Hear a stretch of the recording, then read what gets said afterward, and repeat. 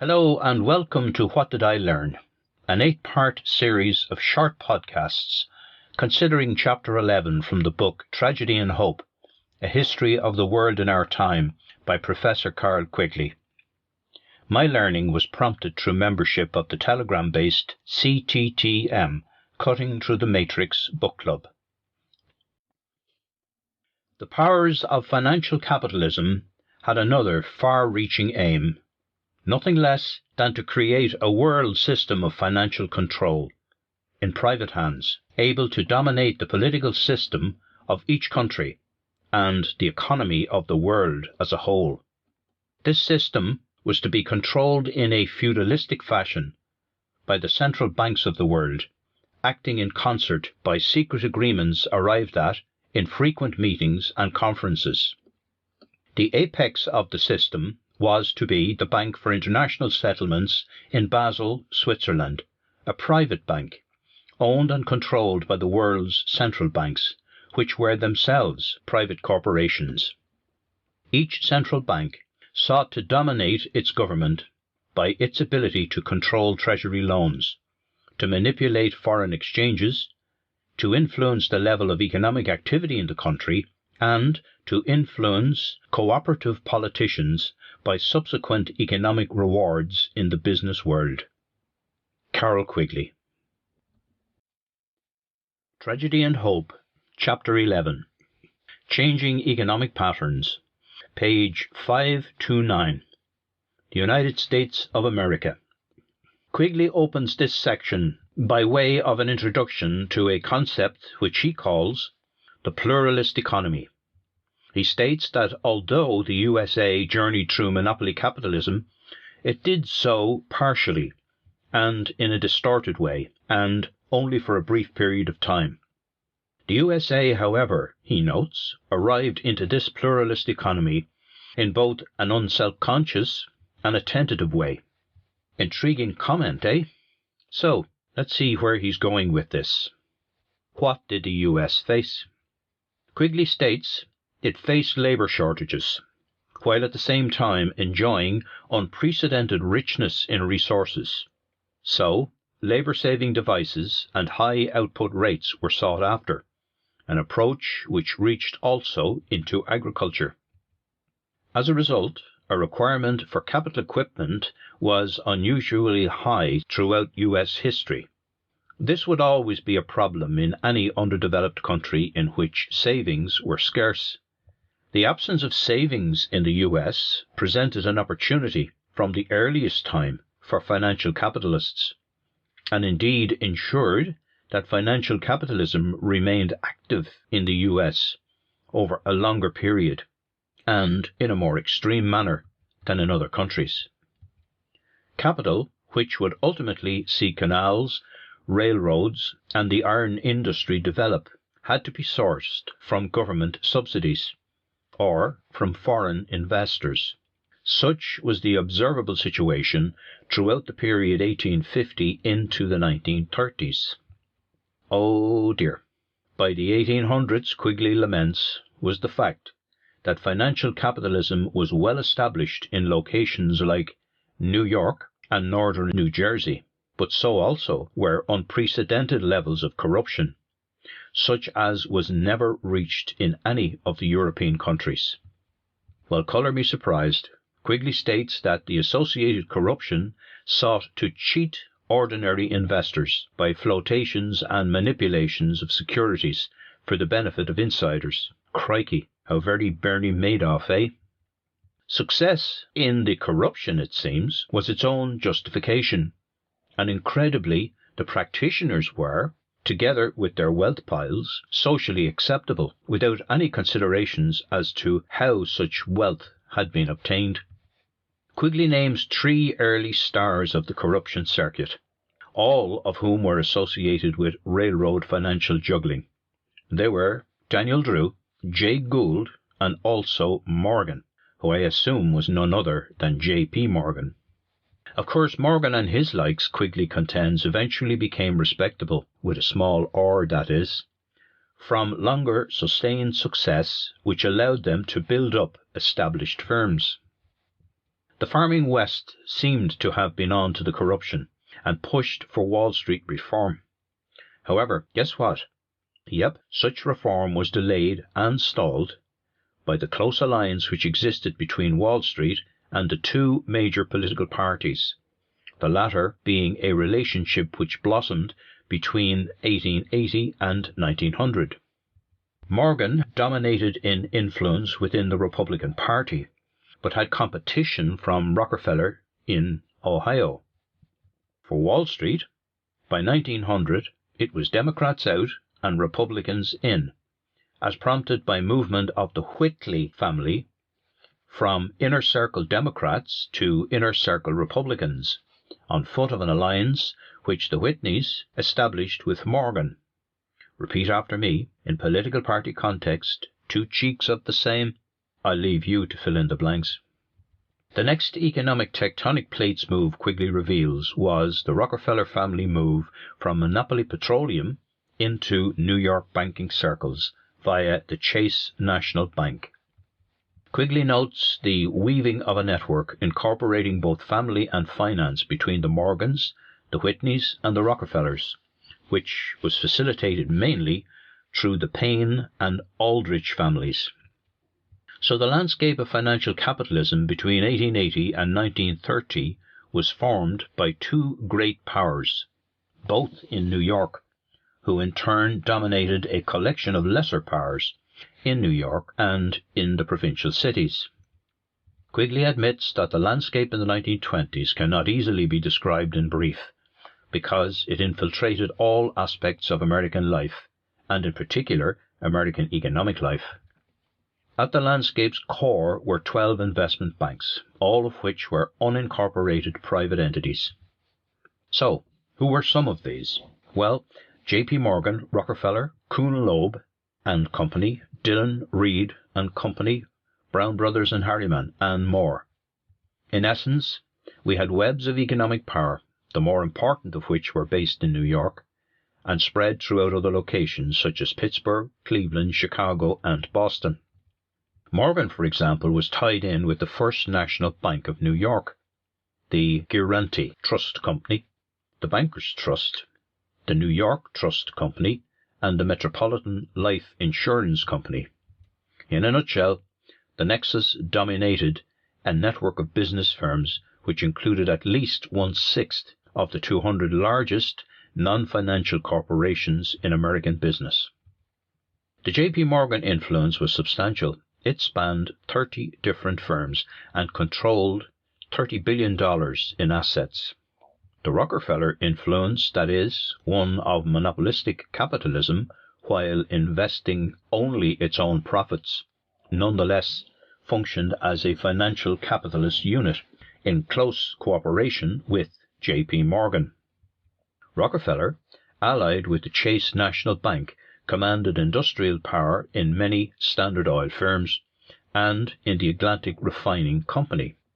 Most significantly, it controlled over half the assets of the entire oil industry, and in addition, $2.3 billion of assets of the Chase Bank. The Kuhn Loeb Bank dominated within the railway industry. It also dominated the Bank of Manhattan, and indeed the Western Union Telegraph Company, the latter two together accounting for $11 billion in assets. The Mellon Group in Pittsburgh had mixed interest, as exemplified by their domination of Gulf Oil, Coppers, Alcoa, Westinghouse Electric, Union Trust Company, the Mellon National Bank, Jones and Laughlin Steel, American Rolling Mill, Crucible Steel, and other firms, with total combined assets of all amounting to $3.3 billion.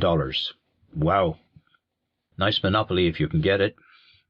Quigley declares that in the mid-1930s, the 200 largest non-financial corporations and the 50 largest banks in the USA combined owned 34% of the assets of all industrial corporations, 48% of all the assets of all commercial banks, 75% of the assets of all public utilities, and 95% of all the assets of the railroads. Quigley goes on to reveal that Morgan, Rockefeller, Kuhn, Loeb and Company, and Mellon, plus DuPont, and 3 allied local groups located in Boston, Cleveland and Chicago, together dominated the following percentages. Of the 250 corporations considered: 1. Industrial firms, 58% of total assets. 2. Railroads, 82% of total assets. And 3. Utilities, 58% of total assets. So, we're not just talking about the staggering economic power of the group just referred to by Quigley, but also the infiltration of this group into highly influential involvements in politics.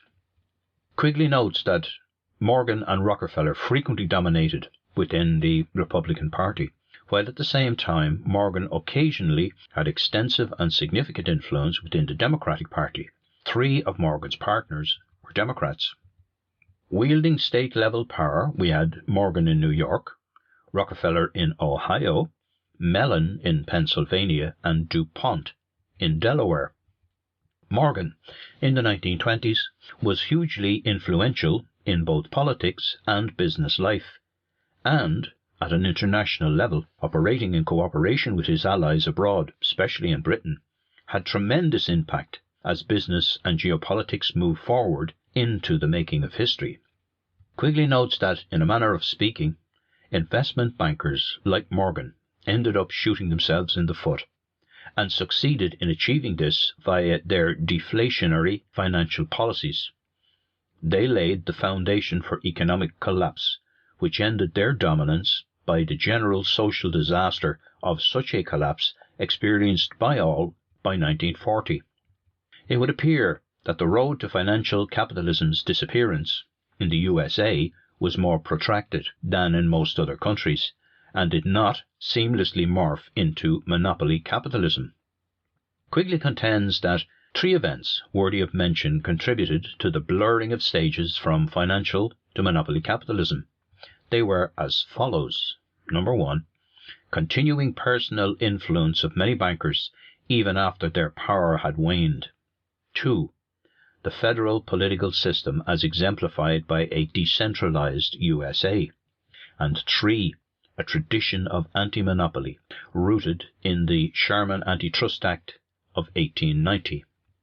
Because of the 3 events, the USA did not reach a clearly monopolistic economy, and as such was unable to adopt full unorthodox financial policies capable of providing full use of resources. Quigley notes unemployment in the USA had reached 13 million by 1933 and remained at the level of 10 million in 1940. The US took steps towards balancing the interests of economically influential blocs by greatly strengthening labour and farm groups, and by sharply curtailing the influence and privileges of finance and of heavy industry. So, what did the deflationary policies favoured by the banks do for US industrialists? Well, mass labour in the US who were employed in iron and steel were not unionised. Therefore, the declining prices for products from heavy industry could only continue to be produced profitably if costs could be reduced by the large-scale elimination of labour in favour of the installation of more heavy equipment. Quigley notes that the bankers stepped in to supply the necessary finance for supply of the new heavy equipment, and indicated by way of example the financing for the continuous assembly line technique which became associated with production at strip mills. Wow!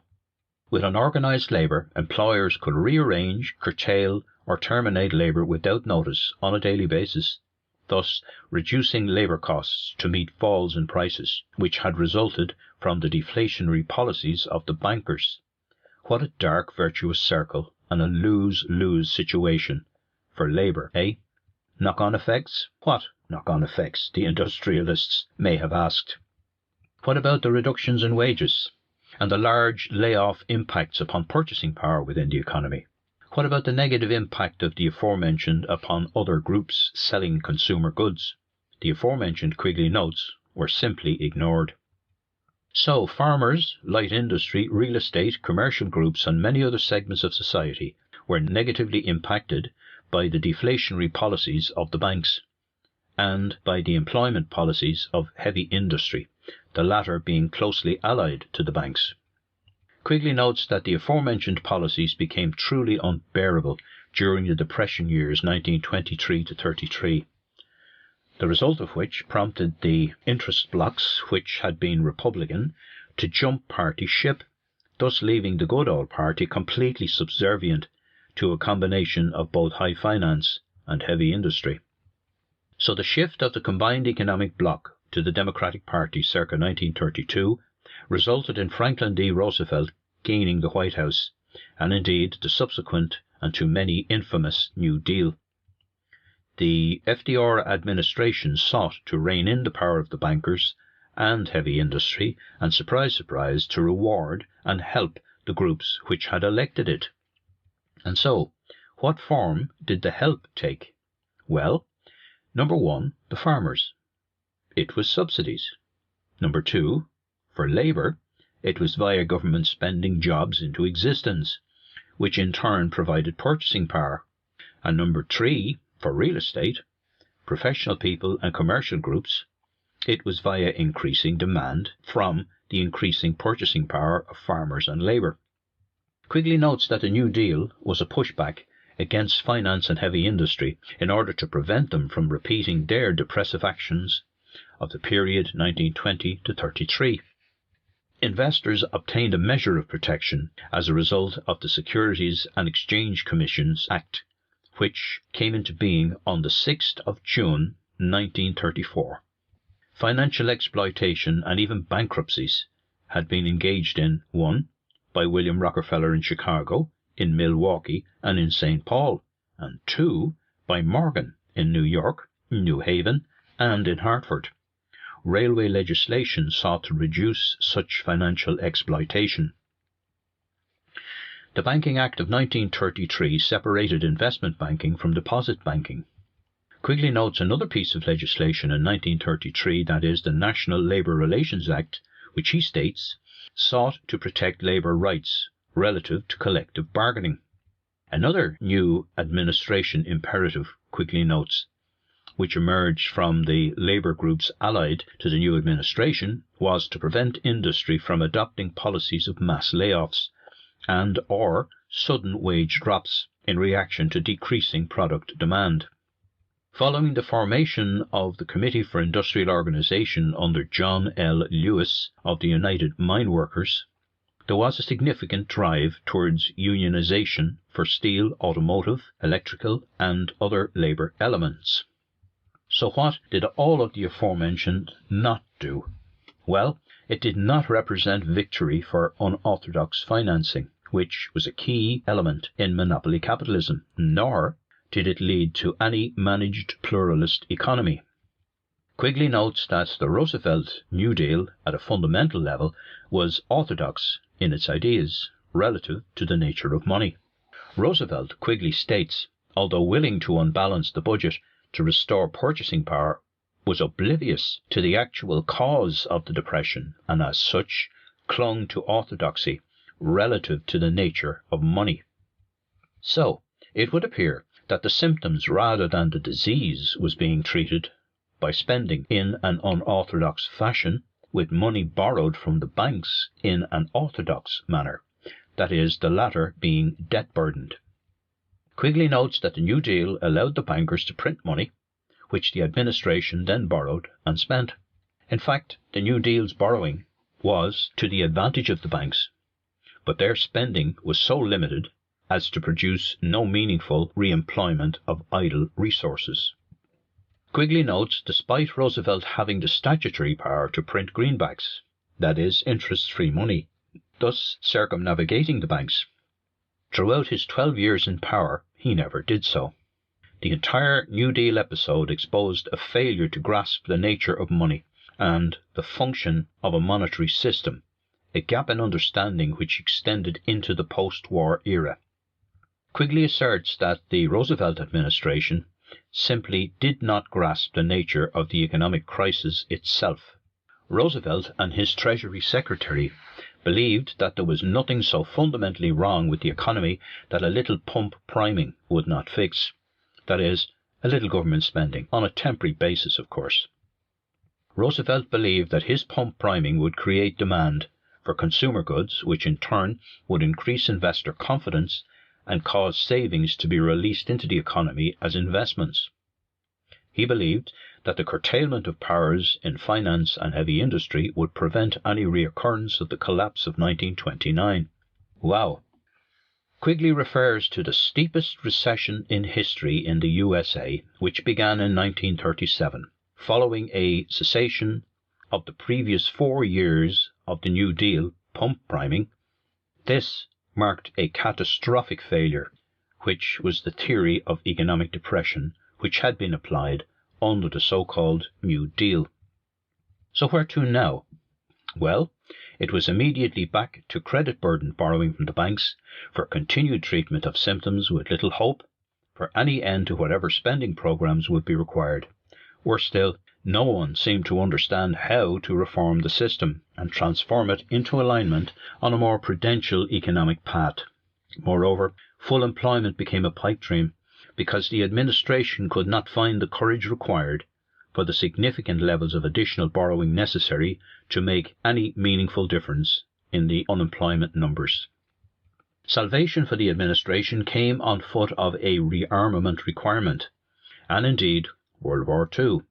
Post-World War II, however, there was the Cold War, and then the space program, both of which allowed the borrowing and spend cycle to continue.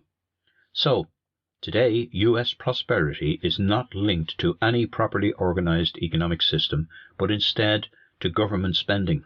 And of course, to stop government spending would trigger a return to acute depression. And there's more, much more. Why not check out the Alan Watt CTTM channel on YouTube, where Melissa regularly presents Redux material from the late great Alan Watt, and in addition presents her own ever-interesting real history programs. In addition, also on YouTube, you have the very excellent Hayes Reviews channel, where you can enjoy full online readings and genial host interactions relative to a huge range of truly significant books which reveal truth relative to history from the very pens of movers and shakers of bygone eras. They may be gone, but to this day we are living a dark legacy of their anti-human plans and schemes, which are being actualized by their intergenerational ideological devotees and collaborators. I hope you have found the information which was presented here to have been both interesting and indeed educational. Thank you for your time and attention, and please do check out the other 7 podcasts in this mini-series.